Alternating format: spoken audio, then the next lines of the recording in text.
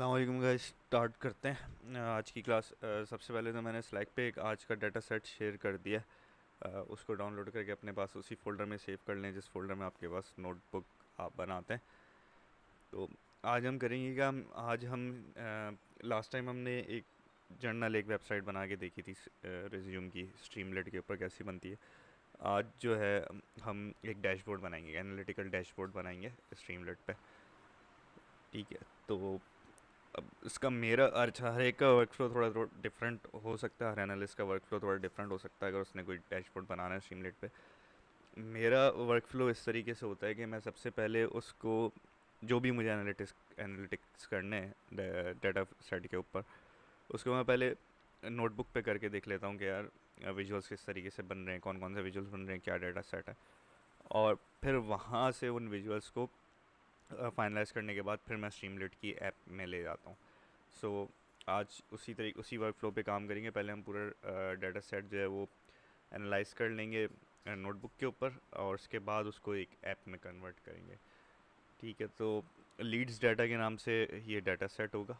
ठीक है, इस लीड्स डाटा के डाटा सेट को आप कॉपी कर लें स्लैक के चैनल से, और अपने पास उसी फोल्डर में सेव कर लें जहाँ पे आप नोटबुक सेव करते हैं, और उसके बाद एक नोटबुक स्टार्ट कर दें।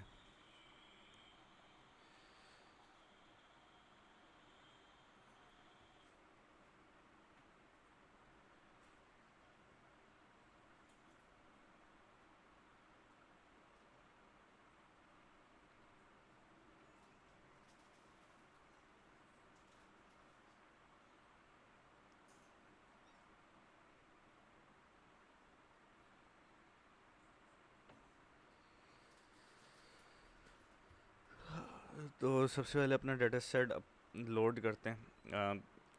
दो लाइब्रेरीज इंपोर्ट कर लेते हैं सबसे पहले कि हमें कौन कौन सी लाइब्रेरीज चाहिए होंगी। सो हमें पैंडा सो चाहिए ही चाहिए होगी। अ, और इसके अलावा हमने देखा था लास्ट क्लास में कि हमारे जो चार्ट्स हैं या जो ग्राफिक्स हैं या जो ग्राफ्स हैं स्ट्रीमलेट के ऊपर, वो हम प्लॉटली पे बनाते हैं तो ज़्यादा आसान रहता है। सो हम प्लॉटली भी साथ के साथ इंपोर्ट कर लेंगे। प्लॉटली हमने लास्ट क्लास के अंदर इंस्टॉल कर ली थी। सो प्लॉटली SPX और पैंडा SPD ये इंपोर्ट कर ली थी। प्लॉटली मेरे पास इंस्टॉल्ड नहीं आ रही, अगेन इसमें मसला हो रहा है। मैं प्लॉटली इंस्टॉल कर लेता हूँ क्विकली, आप लोग इतने इंपोर्ट कर लें।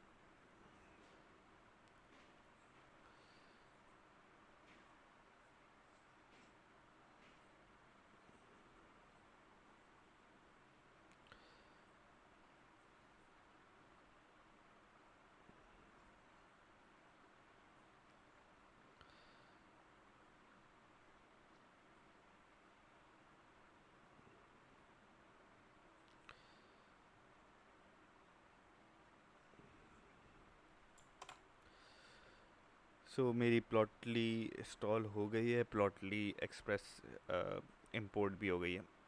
तो सबसे पहले फ़ाइल उठाते हैं, डेटा फ्रेम बना लेते हैं। df.pd read_csv, और हमारी फ़ाइल का नाम है लीड्स डाटा। इसको data.csv ये हमने इंपोर्ट करा ली, और सबसे पहले देख लेते हैं इस फाइल के अंदर है क्या। ये अच्छा, एक ये रियल वर्ल्ड डाटा सेट है। ठीक है, मेरा ही डाटा सेट है, मैं इस डाटा सेट पे ऑफिशियली काम भी करता रहता हूँ ऑफिस के अंदर। ये है क्या, ये एक फेसबुक एड कैंपेन का डाटा है। ठीक है, इस फेसबुक एड कैंपेन के अंदर हुआ ये है कि हम ऐड लगाते हैं फेसबुक के ऊपर। लोग उस पर क्लिक करते हैं और फिर अपनी पसंद का मोबाइल ऑर्डर करते हैं। ठीक। तो इसमें सबसे पहले तो लीड आईडी आ रही है, उसके बाद टाइम आ रहा है, और डेट और टाइम दोनों एक ही कॉलम में आ रहे हैं टाइम स्टैम्प के नाम से। उसके बाद ब्रांड आ रही है कि कौन सी ब्रांड का स्मार्टफोन उन्होंने सेलेक्ट किया था, और उसके बाद एंड में टाइप आ रही है लीड की। अब दो तरह की टाइप है, एक पेड है और एक ऑर्गेनिक है। तो पेड और ऑर्गेनिक में फ़र्क ये होता है कि अगर कोई ऐड को क्लिक करके आ रहा है तो इसका मतलब हमें फेसबुक को पैसे देने होंगे, तो वो पेड लीड होती है। और अगर कोई डायरेक्टली बगैर ऐड देखे गूगल सर्च से या कहीं और से आ रहा है, दोस्त से पता करके आ रहा है, किसी ने रेफ़र किया फिर आ रहा है, तो वो ऑर्गेनिक लीड कहलाती है। ठीक है, तो ये एक डैशबोर्ड है कैंपेन का। अ, हमें सॉरी एक डाटा सेट है कैंपेन का। हमें इसमें डैशबोर्ड क्या बनाना होता है, हमें इसके अंदर कैंपेन परफॉर्मेंस देखनी होती है, यार कैंपेन परफॉर्म कैसे कर रही है, अच्छा परफॉर्म कर रही है, बुरा परफॉर्म कर रही है। तो उसमें हम क्या क्या मैट्रिक्स देख सकते हैं। एक तो हम ये देख सकते हैं कि कितनी लीड्स रोज़ाना जनरेट हो रही हैं। ठीक है, उसको हम मज़ीद बाइफिकेट कर सकते हैं कि किस तरह की कितनी लीड आ रही हैं दिन में, पेड कितनी लीड आ रही हैं और ऑर्गेनिक लीड्स कितनी आ रही हैं। ये हो गया। दूसरा हम इसमें ये देख सकते हैं कि ओवरऑल जितना भी मेरा कोहॉर्ट है, इस कोहॉर्ट में मेरे मोबाइल फ़ोन की जो ब्रांड्स हैं उनकी डिस्ट्रीब्यूशन क्या है। कौन सा ब्रांड जो है वो लोग ज़्यादा सेलेक्ट कर रहे हैं, कौन सा ब्रांड लोग कम सेलेक्ट कर रहे हैं। ठीक है, तो ये दो तरह के मैट्रिक्स हम इसमें से देख सकते हैं, और इसी का डैशबोर्ड होता है। इसी के हिसाब से कैंपेन को फिर फाइन ट्यून किया जाता है कि अगर मुझे ऑर्गेनिक लीड ज़्यादा चाहिए तो फिर मैं रेफरल कोड देता हूँ। रेफरल कोड देने के बाद उन रेफरल कोड से जो आते हैं उनको डिस्काउंट मिलता है, सो ऑर्गेनिक लीड्स बढ़ती हैं। फिर अगर मुझे किसी ब्रांड पे फोकस करना है तो मैं कैंपेन के विजुअल चेंज करवा देता हूँ कि यार सैमसंग के मोबाइल लगा दो, या अभी हमारे पास स्टॉक किसका है, या आगे किसका स्टॉक प्रोक्योर करना है, कितने मोबाइल्स का कौन सा स्टॉक प्रोक्योर करना है। तो ये सारी चीज़ें हमें ब्रांड सेग्रीगेशन या ब्रांड सेगमेंटेशन से पता चल जाती हैं। अब इस डेटा सेट को हमें विजुअल्स में कन्वर्ट करना है। ठीक, तो सबसे पहले तो आपको डाटा सेट के बारे में पता होना चाहिए कि यार है क्या मेरा डाटा सेट। तो जल्दी से इसका इन्फो देख लेते हैं कि ताकि एक रफ अंदाज़ा लगा लें। सो 3 कॉलम है इसके अंदर, और 5188 रॉज हैं और नॉन नल रॉज हैं। सही है कि मतलब नल कोई भी नहीं है, नॉन नल वैल्यूज़ हैं, सारे कॉलम्स भरे हुए हैं। 4 कॉलम है, आईडी, टाइम स्टैम्प, ब्रांड और टाइप। अच्छा, डेटा टाइप देखें तो आईडी मेरे पास इंटीजर है, बाकी सारे ऑब्जेक्ट हैं यानी स्ट्रिंग है। सो ओके, ये मुझे पता चल गया। अच्छा, अब अगर थोड़ा सा विजुअल को जहन में लाना शुरू करेंगे, हम कौन पे कौन सा विजुअल लगा सकते हैं। तो डे वाइज लीड, एक दिन में कितनी लीड आ रही है। तो एक ही चीज़ मेजर कर रहा हूँ, नंबर ऑफ़ लीड्स, और टाइम सीरीज़ के अगेंस्ट मेजर कर रहा हूँ, तो यहाँ पे हिस्टोग्राम लगेगा। अब मसला ये आ जाता है कि हिस्टोग्राम अगर मैं डे वाइज लगाता हूँ या डेट वाइज लगाता हूँ, तो जब मैं अपना डाटा देखूँ तो यहाँ पे डाटा में डेट के साथ टाइम भी आ रहा है। तो अगर मैं इस डाटा का हिस्टोग्राम डायरेक्टली बना दूँ तो ये डे वाइज नहीं बनेगा, ये हर मिनट हर आवर पे बनना शुरू कर देगा, और ये मुझे नहीं चाहिए। मुझे चाहिए कि इस कॉलम में मेरे पास सिर्फ और सिर्फ डेट आ रही हो, टाइम ना आ रही हो। तो सबसे पहले तो इस कॉलम को कॉपी कर लेते हैं। ठीक है, या कॉपी नहीं करते क्योंकि हमें डेटा फ्रेम ओवरऑल यही रखना है डेटा सेट, तो हम इसी कॉलम को चेंज कर देते हैं कि टाइम हटा के सिर्फ डेट ऑब्जेक्ट लिया है।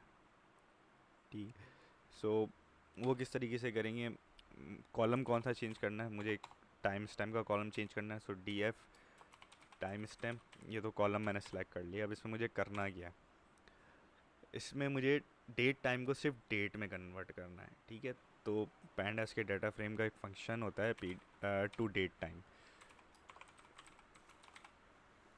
तो ये डेट टाइम क्या करता है, ये डेट टाइम आपके डाटा को डेट और टाइम में कन्वर्ट कर देता है। तो सबसे पहले तो मैं इसी कॉलम को डेट टाइम में कन्वर्ट कर दूं, क्योंकि ऊपर मैं देख रहा हूँ तो ये सिर्फ ऑब्जेक्ट आ रहा है, ये डेट टाइम नहीं है।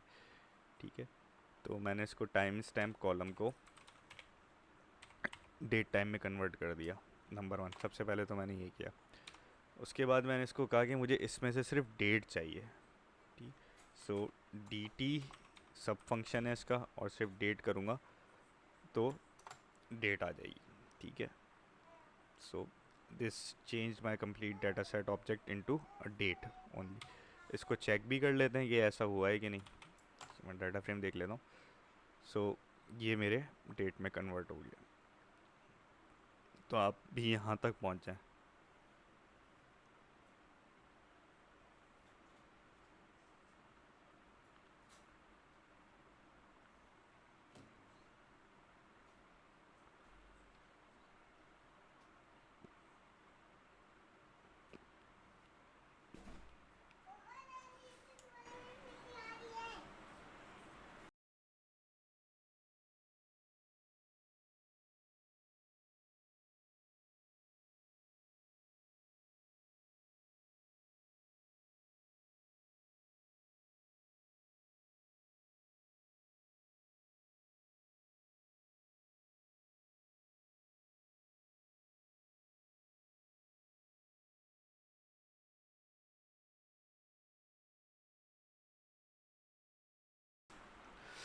चलें अब आगे चलते हैं। सो अब मेरे पास डेट्स भी आ गई और मेरे पास टोटल आईडी भी आ गई। अब मैं हिस्टोग्राम बना सकता हूँ लीड्स का। तो हिस्टोग्राम बना लेते हैं। अगेन जैसा हमने लास्ट क्लास में देखा था कि मैंने आपको प्लॉटली नहीं सिखाई और मैंने कहा था मैं सिखाऊंगा मिनी प्लॉटली, बिकॉज प्लॉटली की डॉक्यूमेंटेशन बहुत सॉलिड है, बहुत इजी लाइब्रेरी है, तो आपको पता होना चाहिए कि डॉक्यूमेंटेशन पढ़ते कैसे हैं। दैट्स वाई मैंने जानबूझ के प्लॉटली करवाई नहीं, हमने मैट प्लॉट लिप करी थी। सो अब हमें हिस्टोग्राम बनाना है प्लॉटली में। हमने मैट प्लॉट लिप में तो देखा था कि हिस्टोग्राम कैसे बनाते हैं, तो मैं प्लॉटली की डॉक्स खोल लेता हूँ और बता देता हूँ कि डॉक्स में से आएंगे कहाँ से। तो ग्राफिंग लाइब्रेरी में गए, पाइथन पे गए और मुझे हिस्टोग्राम सर्च करना है। सो हिस्टोग्राम्स, ये हिस्टोग्राम्स आ गए। ठीक है, ये मेरे हिस्टोग्राम आ गए। मुझे सिंपल हिस्टोग्राम बनाना है तो इस तरीके से बनेगा। बट यहाँ पे हम एक चीज़ कर सकते हैं, हम ये कर सकते हैं कि हम इसी हिस्टोग्राम को दो हिस्सों में तोड़ के दिखा सकते हैं कि ऑर्गेनिक कितनी है और पेड लीड्स कितनी है। तो मुझे इस तरीके का हिस्टोग्राम नहीं चाहिए, मुझे स्टैक्ड बार चार्ट वाला हिस्टोग्राम चाहिए, राइट। सो ये रहा, मुझे इस तरीके का हिस्टोग्राम चाहिए कि एक कलर से मेरे पास ऑर्गेनिक आ रही है और एक कलर से मेरे पास पेड आ रही हूँ। तो सिंपल है, पी एक्स हिस्टोग्राम लेना है, डाटा फ्रेम देना है, एक्स एक्सेस पे उसको बताना है कि कौन सी सीरीज़ रखनी है, और कलर में मैं उसको बता दूंगा मेरी ग्रुपिंग क्या है कलर की, तो वो उसके हिसाब से कलर कर देगा। तो ये सिंपल सा हिस्टोग्राम का कोड है। तो इसी को लिख लेते हैं। तो अब हमें दो चार्ट बनाने हैं, तो मैं इसको फिगर 1 में स्टोर कर रहा हूँ। ठीक है, पी एक्स डॉट हिस्टोग्राम। अच्छा, क्या किया था हमने, सबसे पहले डाटा फ्रेम दिया था। डाटा फ्रेम देने के इसके बाद इसको एक्स एक्सेस पे बताया था क्या रखना है। तो एक्स एक्सेस में हमारी डेट्स आ रही हैं सारी, जो टाइम स्टैम्प कॉलम में। और ग्रुपिंग के लिए हमने इसको कहा था कि कलर देना होगा। तो कलर हमें किस चीज़ को, हमें दो ग्रुप्स बनाने हैं, हमें टाइप ऑफ लीड को दो ग्रुप बनाने हैं। तो कलर्स के अंदर मैं टाइप का कॉलम रख देता हूँ, राइट। और इसके बाद फिगर 1 को शो करा लेते हैं। सो ये मेरा हिस्टोग्राम बन गया। ठीक है, ये मेरे पास ऑर्गेनिक लीड्स आ रही हैं और ये मेरे पास पेड लीड्स आ रही हैं सारी। और किसी भी डेट पे मैं जाके देखना चाहूँ तो मुझे पता चल जाएगा। यहाँ पे 781 ऑर्गेनिक लीड्स हैं, 52 पेड लीड्स हैं। ठीक है, so this this visual is complete. So next visual हमने कहा था कि हमें ब्रांड्स की सेगमेंटेशन चाहिए। तो ब्रांड्स बहुत सारी हैं, कितने फ़ोन, कितने परसेंट फ़ोन किस ब्रांड के ऑर्डर हो रहे हैं। So this could be best represented in a pie chart. So देख लेते हैं प्लॉटली में पाई चार्ट कैसे बनता है।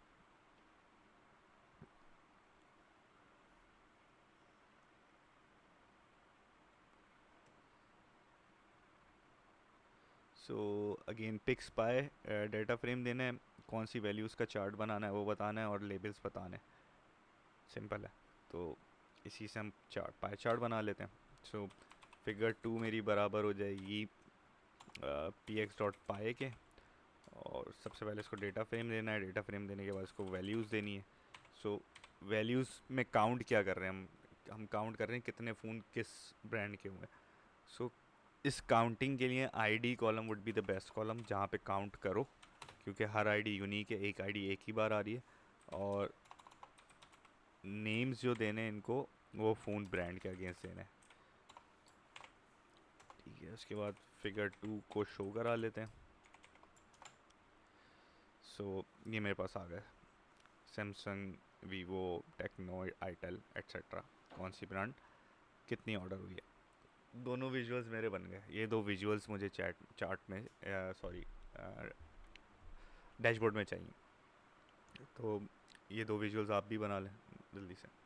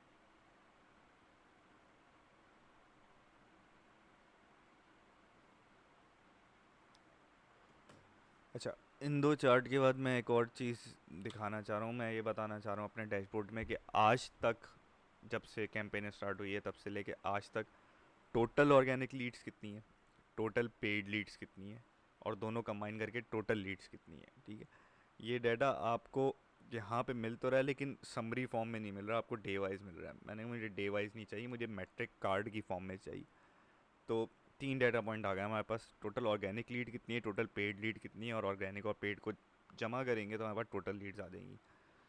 सो अगेन पैंडास यूज़ करते हैं कि अगर मैं इसको ग्रुप कर लूँ, इस डाटा फ्रेम को ग्रुप कर लूँ, तो मेरे पास ये दोनों मैट्रिक्स आ जाएंगे। अगर मैं इसको टाइप पे ग्रुप कर लूँ, क्योंकि मेरे पास यहाँ पे टाइप का कॉलम है, तो अगर इसी डाटा फ्रेम को मैं टाइप पे ग्रुप कर लूँ तो मेरे पास टाइप वाइज समरी आ जाएगी ऑर्गेनिक और पेड की। और ये बात भी हमें पता है कि जब हम ग्रुप करते हैं तो ओरिजिनल डेटा फ्रेम मॉडिफाई हो जाता है। तो मुझे सबसे पहले तो डेटा फ्रेम कॉपी कर लें, मतलब किसी और वेरिएबल के अंदर डेटा फ्रेम को सेव कराना ताकि ओरिजिनल डेटा फ्रेम ना ले। सो मैंने इसको लीड्स के अंदर सेव करा है। मैंने कहा लीड्स एक नया डेटा फ्रेम बनाओ, जो मेरा ओरिजिनल डेटा फ्रेम है उसको ग्रुप बाय कर दो। ठीक है, किस कॉलम पे ग्रुप बाय करो, टाइप के कॉलम पे ग्रुप बाय करो, और कौन से एग्रीगेट फंक्शन के साथ ग्रुप बाय करो। अच्छा, अब यहाँ पे हमें काउंट ऑफ लीड्स लेना है, कितनी ऑर्गेनिक है कितनी पेड है। तो हम इसको सम या एवरेज नहीं, हम इसको काउंट पे ग्रुप बाय करेंगे। ठीक है, और इसके बाद लीड्स देख भी लेते हैं कि मेरा लीड्स का डेटा फ्रेम कैसे आया। सो इसने ऑर्गेनिक और पेड को समराइज़ कर दिया। ठीक है, अब मुझे ये टेबल नहीं दिखानी। ठीक है, सबसे पहले तो ये आप कर लें, आप एक डेटा फ्रेम को समराइज़ करके कॉपी कर लें क्विकली, और साथ साथ मैं बोलता भी जाता हूँ। सो हमें जो है वो एक इंडिविजुअल मैट्रिक दिखाना है। मैं ये चाह रहा हूँ कि लिखा हुआ है ऑर्गेनिक, ऑर्गेनिक के नीचे लिखा हुआ है कितनी है, उसके बाद पेड लिखा हुआ है, पेड के नीचे लिखा हुआ है कितनी है, और एंड में टोटल लिखा हुआ है और टोटल के नीचे लिखा हुआ है कितनी है। सो अगर मैं डायरेक्ट डेटा फ्रेम ये शो करवा दूँ तो मेरा मकसद हल नहीं हो रहा। सो मुझे क्या चाहिए, मुझे इंडिविजुअल वेरिएबल के अंदर ये 3631, और इंडिविजुअल वेरिएबल के अंदर 1557, और फिर इन दोनों का सम। ठीक है, सो अगेन पैंडास को यूज़ करते हैं। हमें पता है कि अगर हमें डेटा फ्रेम की किसी स्पेसिफिक कॉलम रॉ की वैल्यू पे पहुंचना होता है तो हम आई लॉक यूज़ करते थे। ठीक है, तो मैंने कहा यार सबसे पहले तो ऑर्गेनिक लीड्स को ले लो। अब ऑर्गेनिक लीड्स कहाँ पड़ी हैं? सो ऑर्गेनिक पड़ी हैं 0 रॉ और 0 कॉलम। ठीक है, इंडेक्स नंबर 0 रॉ और इंडेक्स नंबर 0 कॉलम पे, इस जंक्शन पे ये पड़ी हुई है ऑर्गेनिक लीड्स। तो मैं ले लेता हूँ, मैंने लीड्स डॉट आई लॉक। ठीक है, आई लॉक के बाद कहाँ जाओ, 0 कॉलम 0 रॉ पे जाओ।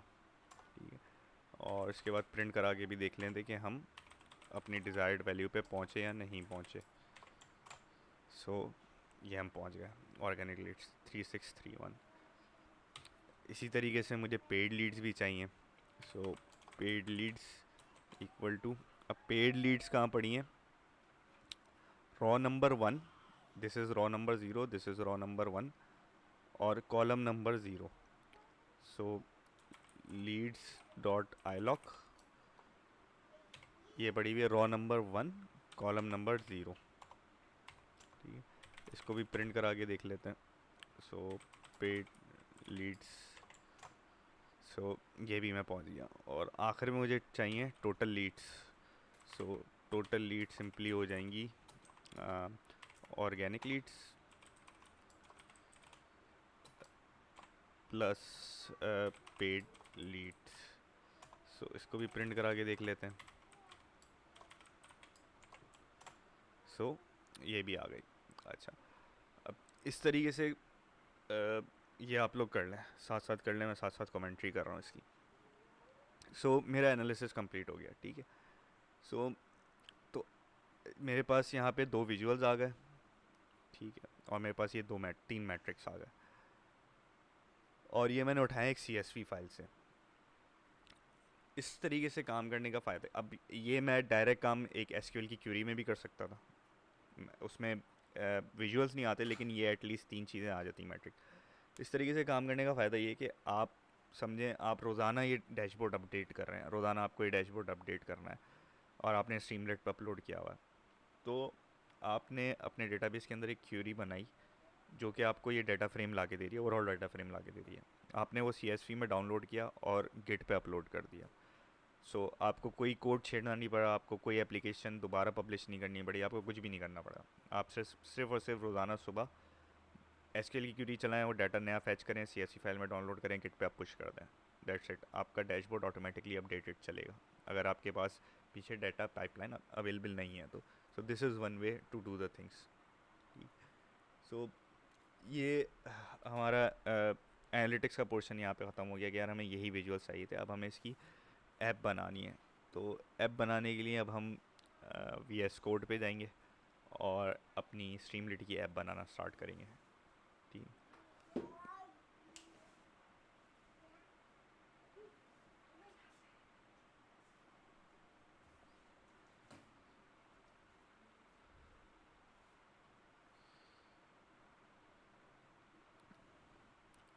ठीक है, सो मैं VS कोड लॉन्च कर रहा हूँ अपने पास। मेरा मेरा VS कोड लॉन्च हो गया। अच्छा, एक चीज़ हमें जहन में रखनी है कि मैं अपनी स्क्रिप्ट की फ़ाइल वहीं बनाऊंगा जहाँ पे ऑलरेडी मेरा डेटा सेट पड़ा हुआ है, ताकि मुझे पाथ बार बार चेंज ना करना पड़े। तो मैंने एक डाटा शेल डॉक्स का फ़ोल्डर बनाया हुआ है, जिस फोल्डर में मैं ये नोटबुक चला रहा था उसी फोल्डर में मैं अपनी ऐप बनाऊंगा। सो यहाँ पे मैं न्यू फाइल जनरेट कर लेता हूँ। इसको मैं कर लेता हूँ कैंपेन डॉट पाई के नाम से। ठीक है, सो कैंपेन डॉट पाई के नाम से मेरी ये जो है फ़ाइल वो सेव हो गई है। और इत्तेफाक की बात है क्योंकि लास्ट ऐप भी मैंने इसी फोल्डर के अंदर बनाई थी, तो मेरे पास ऑलरेडी रिक्वायरमेंट्स डॉट TXT की फ़ाइल है। सो मुझे रिक्वायरमेंट डॉट TXT की फ़ाइल दोबारा बनानी नहीं पड़ेगी, मैं यही रिक्वायरमेंट डॉट TXT की फ़ाइल यूज़ कर सकता हूँ जब मैं अपलोड कर रहा हूँ।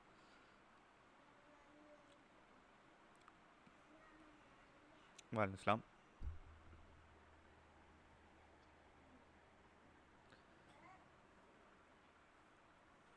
ये VS कोड एक विजुअल कोड एडिटर है। जी, तो हम VS कोड के अंदर पाइथन की स्क्रिप्ट, हाँ हम उसके अंदर पाइथन की स्क्रिप्ट्स लिखते हैं। आप नोटपैड पे लिख लें या वर्ड पे लिख लें, आप जहाँ पे दिल चाहे लिख लें, बट हम ये यूज़ कर रहे होते हैं क्योंकि इसमें सिंटेक्स हाईलाइटिंग है।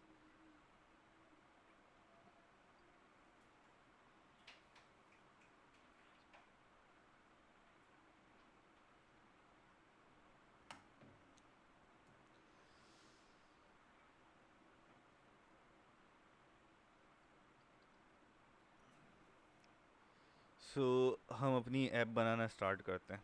ठीक है, सबसे पहले लाइब्रेरीज इंपोर्ट करा लेते हैं। तो स्ट्रीमलेट के लिए मेरे पास स्ट्रीमलेट मुझे चाहिए, इसको मैं एस टी इंपोर्ट करा लेता हूँ। उसके बाद नोटबुक में स्टार्ट से आ जाए, अब हमें सिर्फ कॉपी पेस्ट करना, कुछ भी नहीं करना। सो पैंडास चाहिए थी हमें, पी डी पैंडास के बाद हमें प्लॉटली चाहिए थी, D dot express as P X. So ये मेरी लाइब्रेरीज इंपोर्ट हो गई सबसे पहले। तो अब स्ट्रीमलेट में काम वर्क फ्लो ये है कि जिस तरीके से मैं नोटबुक के अंदर उन विजुअल्स तक पहुंचा था, मुझे स्ट्रीमलेट के अंदर भी उन विजुअल्स तक पहुंचना है स्टार्ट में। तो आधे से ज़्यादा काम हमारा, बल्कि पूरा काम हमारा नोटबुक में ऑलरेडी हुआ हुआ है। तो पहले मैं एक सेक्शन बना लेता हूँ पैंडास का, डेटा एनालिस्ट का। सो इस सेक्शन के अंदर मेरे पास तमाम का तमाम जो भी पैंडास में मैंने काम करना है वो इस सेक्शन के अंदर आ जाएगा। तो सबसे पहले मुझे क्या काम करना है, मुझे सी एस वी रीड करनी है। सो सी एस वी मैंने यहाँ पे रीड की हुई थी, इसी को मैं यहाँ से कॉपी करूँगा, मैं यहाँ पे पेस्ट कर लूँगा। ठीक है, उसके बाद दूसरा काम हमने क्या किया था, हमने डेटा फ्रेम देखा था। अब ये तो हम क्योंकि हाथ के हाथ एनालिसिस कर रहे थे, तो हमने डेटा फ्रेम देखा था। ऐप में ज़रूरी थोड़ी है कि मुझे डेटा फ्रेम देखना हो, ऐप में तो मुझे एंड रिज़ल्ट चाहिए, तो ये स्टेप मैं स्किप कर सकता हूँ। उसके बाद और नीचे आ जाऊँ, इन्फो भी मैंने अपने एनालिसिस के लिए देखा था। सो ये स्टेप भी मैं मिस कर सकता हूँ, मुझे ऐप में रिवाइज करने की ज़रूरत नहीं है। सो ये स्टेप मेरे लिए ज़रूरी है, मुझे टाइम स्टैम्प को कन्वर्ट करना है, वरना आगे की कोई भी कैलकुलेशन नहीं चलेगी। ठीक है, सो मैं अगेन यहाँ कमेंट आपकी आसानी के लिए लिख रहा हूँ कि आपको पता हो कि हर स्टेप में हम क्या कर रहे हैं। सो यहाँ पे मैं कन्वर्ट कर रहा हूँ टाइम स्टैम्प को डेट के अंदर। सो अगेन ये मैंने कॉपी कर लिया और ये मैंने पेस्ट कर लिया। ठीक है, सो सेकंड स्टेप तक मैं पहुँच गया। सो आप लोग भी यहाँ तक पहुँचे ज़रा, उसके बाद साथ साथ चलते हैं आगे।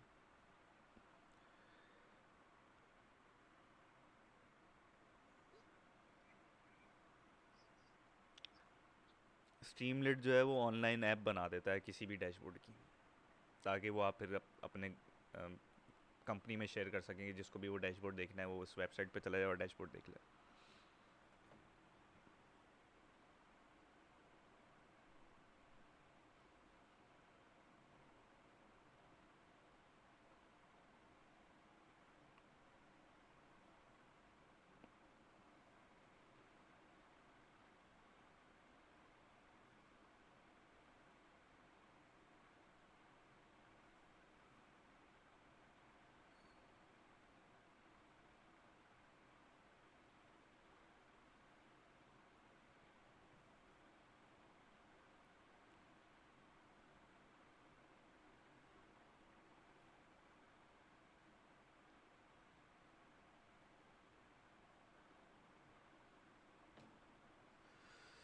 चले आगे देखते हैं। उसके बाद हमने क्या किया था, उसके बाद हमने डाटा फ्रेम दोबारा देखा था, यहाँ पे हमें ज़रूरत नहीं है।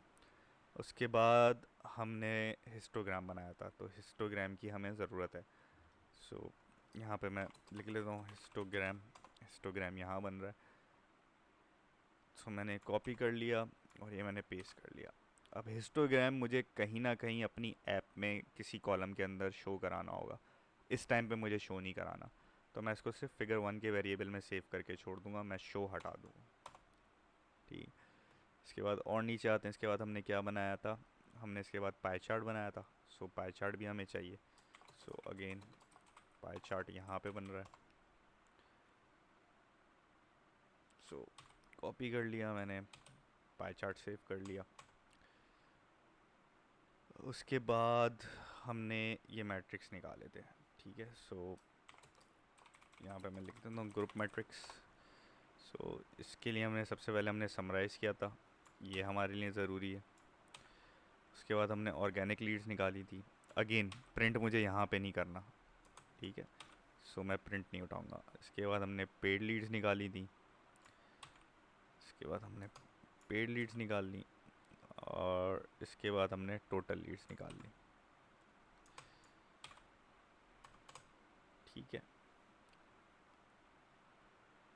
सो जो हमने पैंडास में सारा काम किया था, अब इमेजिन आप एक्सेल में कोई डैशबोर्ड बनाने जा रहे हैं, आपको कितना टाइम लगेगा। आप अगर यही काम पाइथन में कर रहे हैं तो इवेंचुअली 1 2 3 4 5 6 7 8 8 लाइन ऑफ कोड में आपका डैशबोर्ड एनालिटिक्स वाला पार्ट रेडी हो गया। अब आपको ऐप बनानी है, जो मुझे लगता है बड़ा फन काम है। तो ऐप बनाने में मुझे ज़्यादा मज़ा आता है, एनालिसिस में मुझे कम मज़ा आता है। यहाँ तक कर लें, इसके बाद ऐप बनाते हैं।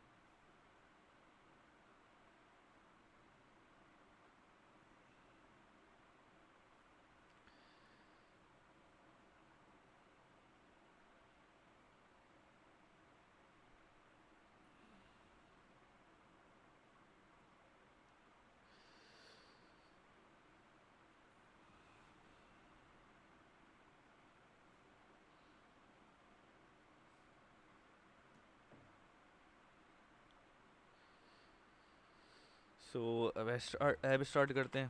यहाँ से मेरी स्ट्रीमलेट ऐप स्टार्ट हो रही है। इट्स ऑलवेज़ बेटर कि यार आप कमेंट्स अपने साथ करते हुए चलें। उसकी वजह होती है आप आज बना लेंगे डैशबोर्ड, 1 महीने बाद इसमें आपने कोई चेंजेस करनी है, जब आप बैक आएंगे आप सब भूले होंगे यार क्या कोड लिखा था, इस तरीके से चल रहा था। तो आई हाईली रिकमेंड कि आप कोड को साथ साथ कमेंट करते हुए चलें, ताकि आपको पता हो कहाँ पे क्या हो रहा था। सो स्ट्रीमलेट ऐप के लिए तो सबसे पहले हम ले लेते हैं टाइटल। सो st.title, और मैं इसको कहता हूँ कैंपेन डैशबोर्ड। ठीक है, यहाँ तक मेरा हो गया। अब मज़ीद आगे मेहनत करने से पहले मैं इसको करता हूँ सेव, और इस ऐप को रन करके देख लेते हैं। सो मैं अगेन अपने इन्वायरमेंट में आया, मैंने टर्मिनल खोल लिया। सो टर्मिनल मेरे पास खुल गया।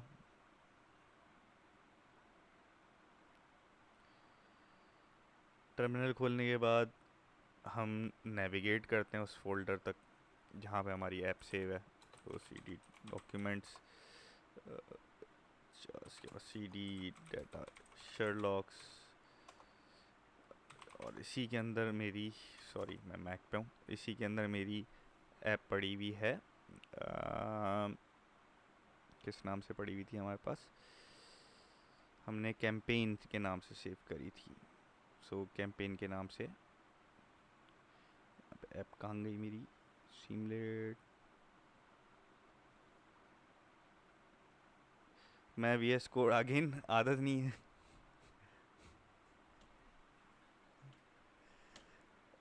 आदत नहीं है। ये कह सकते हैं शुरू से एक चीज़ की जो आदत पड़ जाती है वो साथ। असल में मैं मल्टीपल स्क्रीन यूज़ कर रहा होता हूँ अपने पास ना। सो टर्मिनल मेरा एक स्क्रीन पे ऑलरेडी खुला हुआ होता है, एक स्क्रीन पे वी एस कोड, और उसी टर्मिनल वाली स्क्रीन पे क्रोम खुला हुआ होता है। सो मुझे उस चीज़ की आदत पड़ी है, तो मुझे टर्मिनल सेपरेट खोलने की आदत पड़ी है। तो मैं डाटा शेललॉक्स में आ गया, मेरे पास ये कैंपेन डॉट पाई की फ़ाइल यहाँ पड़ी हुई है।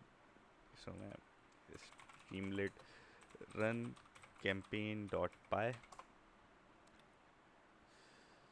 सो ऐप रन होती है। सो मेरी ऐप रन हो गई, और जुपिटर नोटबुक का मेरा काम ख़त्म हो गया। सो ये आ रहा है। सो दिस इज़, यहाँ तक हम सही पहुँच गए। अब यहाँ पे आपकी पूरी ऐप रन करने के दौरान कोई एरर नहीं आया। इसका मतलब क्या है, इसका मतलब ये है कि ऊपर आपने जितना भी कोड लिखा है वो सब इफ़ेक्टिवली एग्जीक्यूट हो गया। ठीक है, मेरे पास कोई एरर नहीं आया, दैट मीन्स ये मेरा पूरा कोड सही है। इसने फ़ाइल भी उठा ली, फ़ाइल रीड भी कर ली, और पैंडाज वाला सारा काम कर लिया, और इवेंचुअली मैं करंटली यहाँ पे खड़ा हूँ। सो प्लीज़ अब अपनी ऐप रन करके देख लें कि आप लोग भी इसी जगह पे पहुँच गए या नहीं।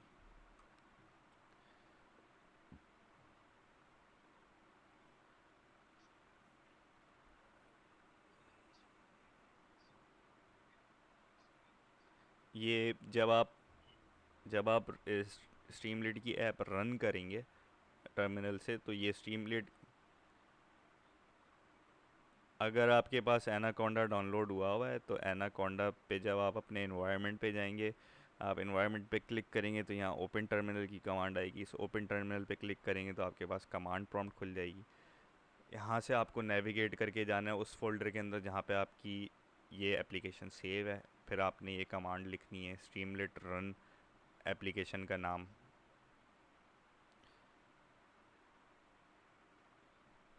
नहीं, यही जो एप्लीकेशन अभी हमने कोड करी है यही हमने खोली है। आप ना लास्ट अच्छा, स्ट्रीमलेट हमने लास्ट क्लास में स्टार्ट की थी, उसमें हमने पूरा डिटेल से एक रिज्यूम ऐप बनाई थी, अपनी रिज्यूमे की एक वेबसाइट बनाई थी। उसमें हमने ये सारे कॉन्सेप्ट बहुत डिटेल में चेक किए थे कि किस तरीके से ऐप खुलती है, क्या होती है। आप उसको एक दफ़ा रिविज़िट कर लिएगा और फिर ये वाला लेक्चर दोबारा देख लीजिएगा तो आपको समझ में आ जाएगा।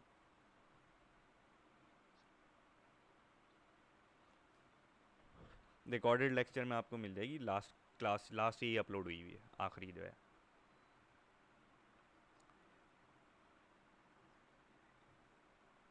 नहीं, नोट्स एंड रिकॉर्डिंग्स का एक चैनल है, उसमें पोस्ट होती हैं जी। आखिरी आखिरी देख लें आप स्ट्रीम पे, तो वो आप देख लीजिएगा, उसको एक दफ़ा डिटेल रिविजिट कर लें, उसके बाद इस पे आ जाइएगा। ये बहुत सिंपल लगेगी आपको उसके बाद।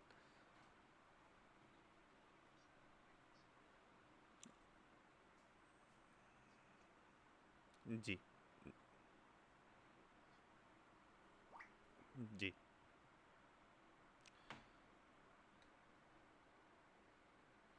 ठीक है, तो ये हो गई मेरे पास टाइटल आ गया। ठीक है। सो तारिक साहब, आई रिकमेंड कि आप ना फ़िलहाल कोड ना करें, आप वॉक अलोंग कर लें, मतलब आप सिर्फ देख लें किस तरीके से हो रहा है। क्योंकि लास्ट वीडियो आप देखेंगे तो उसकी भी कोडिंग फाइल्स अवेलेबल हैं, इस वीडियो की भी मैं कोड फाइल्स प्लस रिकॉर्डिंग दोनों दूंगा। तो फिर आप उसको ट्राई कर सकते हैं, तो आपको बिल्कुल क्लियर हो जाएगा। कोई सवाल हो तो मुझसे व्हाट्सएप पे कनेक्ट कर लीजिएगा, मैं आपको फिर एक्सप्लेन कर दूंगा। देखिए, आप कोलैब में कर सकते हैं, लेकिन कोलैब से जब आप नोटबुक सेव करते हैं तो वो I P N Y B की एक्सटेंशन में सेव होता है, और I P N Y B की एक्सटेंशन जो है वो नोटबुक स्पेसिफिक है, उसको आप रन नहीं कर सकते। ठीक है, तो आपको अपने एनवायरनमेंट में स्ट्रीमलेट लाइब्रेरी चाहिए डाउनलोडेड टू रन दिस। ठीक। नहीं, ये आप नोट पैड पर कर सकते हैं, किसी भी टेक्स्ट एडिटर में कर सकते हैं, बट नोटबुक इन्वायरमेंट में नहीं होता है। अच्छा, मैं कहाँ था, मैं यहाँ था कि मेरे पास ये टाइटल बन गया। अब ये टाइटल मेरा सेंटर में नहीं आ रहा। ठीक है, मुझे ये टाइटल सेंटर में चाहिए। अगेन, लास्ट क्लास में हमने देखा था कि हम कॉलम्स के थ्रू इसको सेंटर में कर सकते हैं। मैं 3 कॉलम ले लेता हूँ। कॉलम लेफ़्ट, उसके बाद कॉलम मिड, और उसके बाद कॉलम राइट, और इनको मैं डिफ़ाइन कर देता हूँ एस टी डॉट कॉलम्स। और क्योंकि मैं मल्टीपल कॉलम्स के साइज़ बता रहा हूँ तो मुझे डबल ब्रैकेट में बताने। और अच्छा, अब थोड़ा सा आई नो साथ थोड़ा सा फ्रंट एंड पे काम करता है तो उसको बेटर आइडिया होगा इस चीज़ का कि मुझे कॉलम के साइजेस ऐसे देने कि सेंटर वाला कॉलम बड़ा हो और दोनों राइट लेफ्ट के कॉलम छोटे हों, ताकि मेरा कैंपेन डैशबोर्ड सेंटर में आ जाए। तो मैं इसको साइज़ दे रहा हूँ 1:4:1 का एज अ ट्रायल बेसिस। उसके बाद मैं देखता हूँ एडजस्ट करने की ज़रूरत पड़ती है नहीं पड़ती। तो मैं ये दे रहा हूँ कि लेफ़्ट और राइट कॉलम एक एक साइज़ के हों, उसके रेफरेंस से सेंटर वाला कॉलम जो है वो उनके 4 गुना बड़ा हो जाए। और उसके बाद लेफ़्ट राइट कॉलम मुझे एम्प्टी छोड़ देने, तो मैं मिड कॉलम में इसको लेके चलता हूँ। Mid column. So let's see, अब ये मैंने सेव कर लिया है यहाँ पे। और अब देखते हैं, अगेन फिर साथ कहेगा आप ऑटो रिफ्रेश क्यों नहीं ले रहे भाई, मुझे आदत नहीं है, मैं नहीं लेता। सो कैंपेन डैशबोर्ड मैंने मेरा सेंटर में आ गया। I am good to go. ठीक, I am good to go with this, मुझे सही लग रहा है अभी फ़िलहाल। और विजुअल्स डाल के देखते हैं कि उनके साथ ये कैसा लगेगा। आई होप ये आपका यहाँ तक हो गया होगा।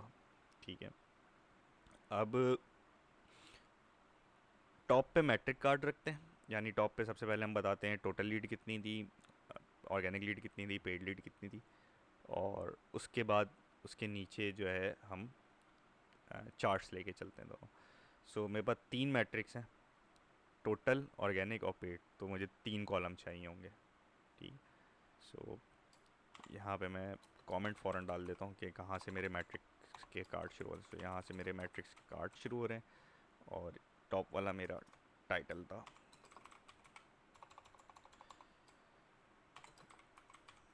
What happened, title. So metric card के लिए अगेन मुझे 3 कॉलम चाहिए, तो मैं ज़्यादा मेहनत नहीं करता, मैं इसको कॉपी पेस्ट कर लेता हूँ। और इस बार मुझे तकरीबन इक्वल साइज़ के चाहिए। सो 2 2 2 कर लेते हैं इनको और फिर देखते हैं। सो सबसे पहले लेफ़्ट कॉलम में आ जाते हैं। सो विद कॉलम लेफ़्ट, अच्छा, लास्ट हमने टाइटल देखा था, सब टाइटल देखा था, हमने टेक्स्ट भी देखा था, हमने एस टी राइट भी देखा था, हमने एस टी प्लॉटली भी देखा था। सो एक तरीका इसका करने का क्या है, ठीक है, एक तरीका इसका करने का ये है कि मैं यहाँ पे देखूँ एस टी राइट, ठीक है, और एस टी राइट में सबसे पहले मैं हेडिंग डाल दूँ। मैं क्या हेडिंग लिख रहा हूँ, सो मैं यहाँ सबसे पहले दे रहा हूँ टोटल लीड्स, और उसके बाद मैं दोबारा अगली लाइन में एस टी राइट लूँ, ठीक है, और इस टाइम पे मुझे क्या देना है, टोटल लीड्स। अब टोटल लीड्स मैंने यहाँ पे वेरिएबल के अंदर सेव करी हुई है ऑलरेडी। सो मैं ये टोटल लीड्स का वेरिएबल यहाँ पे मेंशन कर देता हूँ, ठीक है, इसको कर देते हैं सेव। और अब देखते हैं कि सो टोटल लीड्स ये एक इस तरीके से कुछ आ रहा है। अगेन अब इसको ऐसे ले लेते हैं ताकि दोनों कोड्स हम साथ साथ देख सकें। सो टोटल लीड्स एक इस तरीके से आ रहा है। तो एक तरीका तो ये है। सो अगर मैं इसको राइट की जगह टेक्स्ट कर दूं अगर, तब कैसा दिखता है, ठीक है, मैंने इसको कर दिया सेव और इसको मैंने करा रिफ्रेश, तब भी ऐसा दिख रहा है। अच्छा, अब मैं इसको अगर सब हेडर कर दूं तो क्या सिनेरियो बनता है। सो इट्स लुकिंग गुड, इस तरीके से भी अच्छा लग रहा है। सो एक तरीका तो ये है कि आप इस तरीके से एक मैट्रिक कार्ड बना सकते हो। दूसरा तरीका क्या है, सो हमारे पास ऑलरेडी एक स्ट्रीमलेट के अंदर ही मैट्रिक्स कार्ड का एक विजुअल एलिमेंट मौजूद है। सो हम कॉलम मिड को यूज़ करते हैं और कॉलम मिड में डायरेक्ट मैट्रिक कार्ड बना लेते हैं। किसका, ऑर्गेनिक लीड्स का पहले बना लेते हैं। सो एस टी डॉट मैट्रिक, और इसमें मुझे दो चीज़ें देनी थी, एक लेबल और दूसरा वैल्यू क्या डालनी है। सो लेबल मैंने इसको कहा आप दे दो ऑर्गेनिक लीड्स का, और इसकी वैल्यू आप दे दो ऑर्गेनिक लीड के नाम से ही हमारा वेरिएबल सेव है, ठीक है। सो ये आ गया मेरा कॉलम मिड। इसको सेव कराते हैं और इसको देखते हैं कैसा आ रहा है। सो ये एक डेजिग्नेटेड मैट्रिक कार्ड है। इस तरीके से आप मैट्रिक कार्ड अपना भी बना सकते हो जो आपको बेहतर लगे, विजुअली अपीलिंग लगे। मुझे ज़्यादातर मैट्रिक्स के अंदर ये बना बनाया मैट्रिक कार्ड ही बेहतर लग रहा होता है, ठीक है।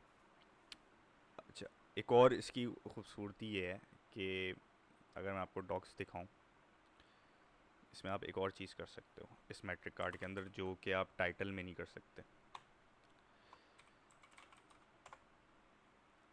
अभी तक मुझे ये जो मैं चीज़ दिखाने जा रहा हूँ, अभी तक मुझे इसको यूज़ करने का इत्तेफाक नहीं हुआ रियल डैशबोर्ड के अंदर कहीं। लेकिन अगर मुझे ज़रूरत पड़े कि अगर मैं ये दिखाना चाहूँ सपोज़ कि यार कल से आज में लीड्स में कितना फ़र्क आया है, तो वो हम मैट्रिक कार्ड के अंदर दिखा सकते हैं।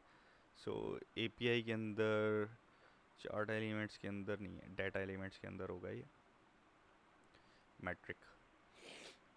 तो ये फंक्शन हमने यूज़ किया था मैट्रिक का, हमने इस पर लेबल दी, वैल्यू दी, एक चीज़ और आती है डेल्टा, ठीक है। सो डेल्टा देख के देखते हैं कि डेल्टा क्या कर रहा है। सो मैंने इसको वैल्यू दे दी, वैल्यू के बाद मैं इसको देता हूँ डेल्टा इज इक्वल टू 1, ठीक है।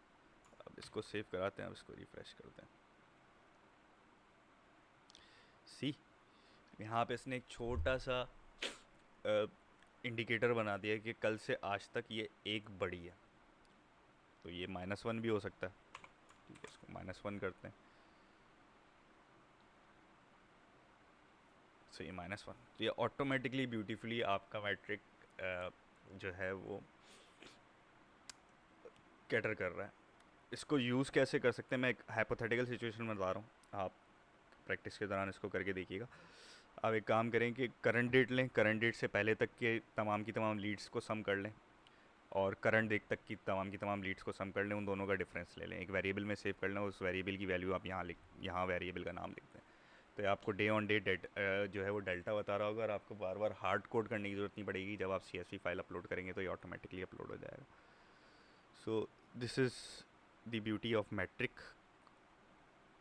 आप मैट्रिक यूज़ करना चाह रहे हैं कर लें। आई लाइक मैट्रिक, इसलिए मैं मैट्रिक ही यूज़ करूँगा, और ऊपर वाले को भी मैट्रिक में कन्वर्ट कर देते हैं। सो st मैट्रिक, इसका लेबल हो जाएगा लीड्स, और इसकी वैल्यू हो जाएगी टोटल लीड। ये वेरिएबल है, सो इसको सेव कर दिया, इसको रिफ्रेश कर लेते हैं। So total leads, organic leads. और तीसरा मेरा है right column, so with call right, so st again metric use करते हैं, इसको लेबल देते हैं। सबसे पहले ऊपर हमारे पास ऑर्गेनिक लीड्स थी, तो ये हमारे पास पेड लीड्स होंगी, और इसकी वैल्यू ले लेते हैं पेड लीड्स। इसको सेव करा लेते हैं, और यहाँ पे हमारे पास अब पेड लीड्स भी उठ के आ जाएंगी। अच्छा जी, मसला आ गया वैल्यू पेड लीड campaign.py के अंदर पेड लीड्स यहाँ पे मसला आ रहा है लेवल पे। सो ये मेरे तीनों मैट्रिक कार्ड आ गए। सो यहाँ तक कर लें।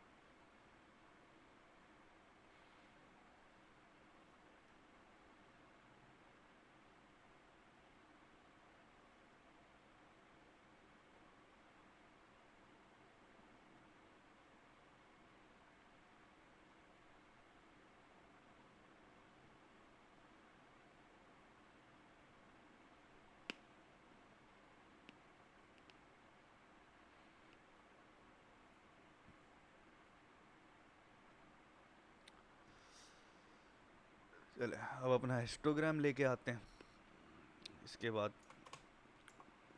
सो हिस्टोग्राम यहाँ से स्टार्ट हो रहा है।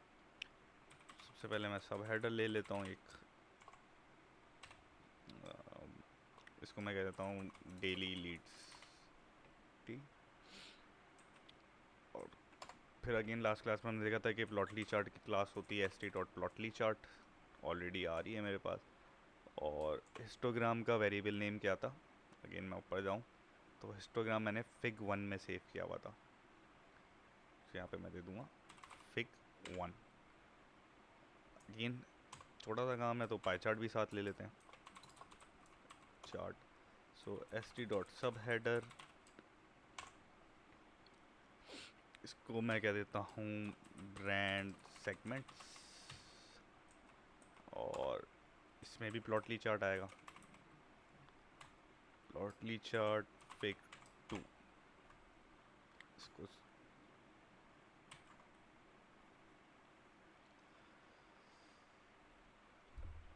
ठीक है। अब अगेन इस पे अभी आते हैं, ठीक है, तुम्हारी वाली बात पे मैं आता हूँ। सो ये मेरे पास चार्ट आ गया और ये मेरे पास पाई चार्ट आ गया। सो यहाँ तक मेरी ऐप कंप्लीट हो गई, ठीक है, this app is now complete. अब आते हैं इस बात पे कि प्लॉटली चार्ट यूज़ क्यों करें और डायरेक्टली क्यों नहीं लिख लें, ठीक है।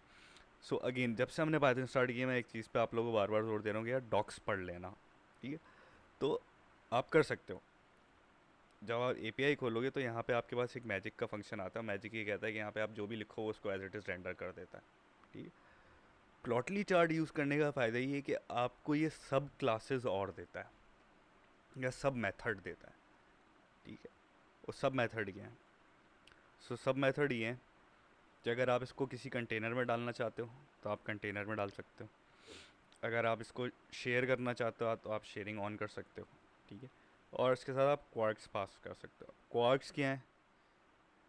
क्वार्क्स कुछ आर्ग्यूमेंट हैं जब आप, और बहुत ही मतलब मैंने अभी तक क्वार्क्स यूज़ नहीं किए, टू बी ऑनेस्ट। मैंने अभी तक इतना अर्सा हो गया मैंने क्वार्क्स का इस्तेमाल नहीं किया पाइथन के अंदर। क्वार्क्स करते क्या है, अगर आपने एक फंक्शन से किसी और फंक्शन तक कोई आर्ग्यूमेंट पास करना है तो आप वो भी पास ऑन कर सकते हो, ठीक है। सो प्लॉटली चार्ट का जो फंक्शन है वो अपने सब मेथड्स के साथ आता है, जबकि राइट या मैजिक जो है वो उसमें कोई सब मेथड नहीं होता। So using Plotly chart is a good advice या गुड प्रैक्टिस। अगर आप क्विक काम करना है आप मैजिक भी यूज़ कर लो, कोई मसला नहीं है। जो वही बात है, जो चीज़ आपको quick result they they that's best. So that's the reason मैं प्लॉटली चार्ट ही हमेशा यूज़ कर रहा था, ताकि अगर मुझे इवेंचुअली आगे चल के किसी टाइम पे कोई रिवीजन करना है तो मुझे पूरा कोड रिवाइज ना करना पड़े, मैं इसको कंटेनर में डाल दूँ या कुछ भी कर दूँ। तो मैं आपको कंप्लीट चीज़ कभी भी नहीं बताऊँगा। मैं जब भी बोलता हूँ डॉक्स पढ़ो, डॉक्स में बहुत सारी चीज़ें। इवन अभी हम जब एमएल स्टार्ट करेंगे आज के बाद से, कल से जब मशीन लर्निंग स्टार्ट करेंगे, तो ये समझें वो मशीन लर्निंग का जस्ट इंट्रोडक्शन का भी इंट्रोडक्शन होगा। मशीन लर्निंग एक बहुत डीप टॉपिक है जिसमें तकरीबन एक 8-8 9 महीने के टाइम लग जाता है सिर्फ समझने में, सीखने में। सो मैं आपको रास्ता दिखा दूंगा कि यार ये चीज़ इस तरीके से होती है, अब उसको फाइन ट्यून कैसे करना है उसके लिए मैं आपको रीडिंग मटेरियल बता दूंगा, भाई ये पढ़ो तो जाके कॉन्सेप्ट्स क्लियर होंगे एमएल के। सिर्फ 4 या 5 क्लासेस के अंदर एमएल क्लियर नहीं हो सकती। I will show you the way. So that's the reason साथ आप दोनों में से कोई भी यूज़ कर सकते हो, ठीक है। सो ये हमारी ऐप बन गई, ठीक है। इसको अपलोड किसी तरीके से करना है, सेम उसी तरीके से करना है जिस तरीके से आपने लास्ट अपलोड की थी। मेरे पास कोटा लिमिटेड है तो मैं अपलोड नहीं कर रहा। एक चीज़ मैं आपको ज़रूर दिखा देता हूँ कि इस ऐप को अगर आप ब्यूटीफाई करना चाहो या थोड़ा टाइम और लगाना चाहो तो आप क्या बना सकते हो। जो मैं आपको बोल रहा था कि ये रियल वर्ल्ड डाटा सेट है, so this is a real world data set. अब ये मैंने काफ़ी अर्से से डैशबोर्ड खोला नहीं है तो ये स्लीप में चला गया है, ठीक है। तो अब मैं इसको रन करूँगा तो ये इसको जगाएगा। सो अब ये लोडिंग में टाइम लेगा। सो वो जो हम बात कर रहे थे स्टार्टिंग में कि यार स्टीम रेट स्लो है, और इस वजह से स्लो है। सो अब मुझे इसको जगाना पड़ेगा।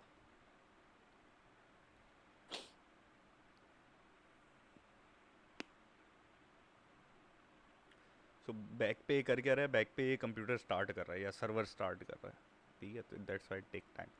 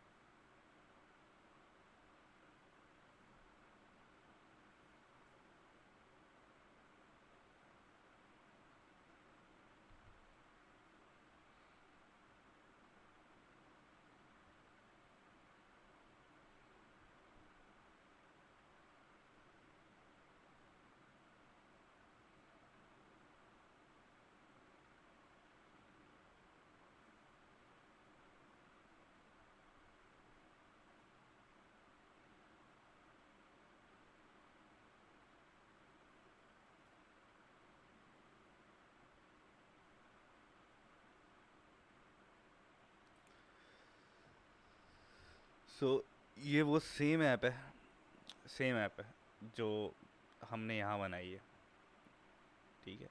इसके और इसके डाटा में कोई फ़र्क नहीं है, सिर्फ विजुअल रिप्रेजेंटेशन में फ़र्क है। इसमें मैं क्या कर रहा हूँ, इसमें मैं 3 कॉलम ले रहा हूँ। पहले कॉलम के अंदर वर्टिकली मैंने तीनों मैट्रिक्स दिखा दी है, ठीक है। और इस बार जो मैंने यहाँ पे विजुअली यूज़ किया है वो सब राइट और सब हेडर वाली चीज़ यूज़ करी है। उसके साथ साथ मैंने एक आइकन लोड कर लिया, जिस तरीके से लास्ट क्लास में हमने तस्वीर लोड करवाई थी उसी तरीके से मैंने यहाँ पे आइकन लोड कर लिया, ठीक है। उसके बाद इन 2 कॉलम के अंदर मैं ये हिस्टोग्राम शो कर रहा हूँ और ये मैं अ, जो है वो पाई चार्ट शो कर रहा हूँ। अगेन कलर स्कीम चेंज है, यहाँ पे कुछ और कलर स्कीम है, वहाँ पे कुछ और कलर स्कीम है। तो अब कलर स्कीम कैसे चेंज करनी है नहीं सिखाऊंगा, दोबारा प्लॉटली के डॉक्स पे जाओ, प्लॉटली के डॉक्स पे जाओ, पाई चार्ट पे या कोई भी चार्ट पे आ जाओ। सो यहाँ पे आपको बता रहा होगा कि आपने कलर स्कीम, ये आ गया कि आपने कलर स्कीम किस तरीके से चेंज करनी है। तो हम इसको डाटा फ्रेम पास कर रहे थे, वैल्यू पास कर रहे थे, नेम पास कर रहे थे, उसके साथ आपने ये कलर का वेरिएबल पास करना है, ठीक है। अपनी मर्ज़ी के कलर देने तो इस तरीके से आप कलर मैप पास ऑन कर दो। सो this is the way you learn. इसके बगैर आप कोडिंग नहीं सीख सकते। जिन्होंने पिछली कोडिंग सीखी उनका अंदाज़ा होगा डॉक्स कितने ज़रूरी है। सो अगर आपको कलर चेंज करना है सो आप प्लॉटी के चार्ट प्लॉटी की डॉक्स पे आओ और कलर चेंजिंग देख लो दोनों की, और try to make your app as beautiful as you want, ताकि थोड़ी सी प्रैक्टिस भी हो जाए डॉक्स वॉक्स पढ़ने की। और कल से हम एम एल स्टार्ट करेंगे, थ्योरी और प्रैक्टिकल साथ साथ चलेगा। सो एम एल में एक कॉन्सेप्ट हम थ्योरी पढ़ेंगे, उसी को प्रैक्टिकल करके देखेंगे, फिर थ्योरी पढ़ेंगे, उसी को प्रैक्टिकल करेंगे। सो सिर्फ 2 तरीके की प्रॉब्लम्स हम सॉल्व कर रहे होंगे एम एल में। कल मैं बताऊंगा कितने तरीके की प्रॉब्लम होती है, लेकिन सिर्फ 2 तरीके की प्रॉब्लम हम देखेंगे जो कि मोस्ट बेसिक हैं। उसमें एक लीनियर रिग्रेशन आता है या पॉलिनॉमियल रिग्रेशन, दोनों में से कोई एक कर लेंगे, और दूसरी अगर क्लस्टरिंग कर सके तो क्लस्टरिंग करेंगे, ठीक है। और तीसरी एक चीज़ जो मैंने कमिट करी हुई थी कोर्स आउटलाइन में, दैट वाज OCR, कि इमेज से टेक्स्ट कैसे उठाना है, तो वो चीज़ भी देखेंगे अप्लाइड एम के अंदर। सो कल से स्टार्ट होगा, वेडनेसडे थर्सडे 2 दिन, और उसके बाद अगले हफ्ते के 2 दिन, 4 दिन के अंदर इंशाल्लाह एम को कवर कर लेंगे। So that's all for today. कोई क्वेश्चन है तो प्लीज़, वरना see you guys tomorrow with new chapter.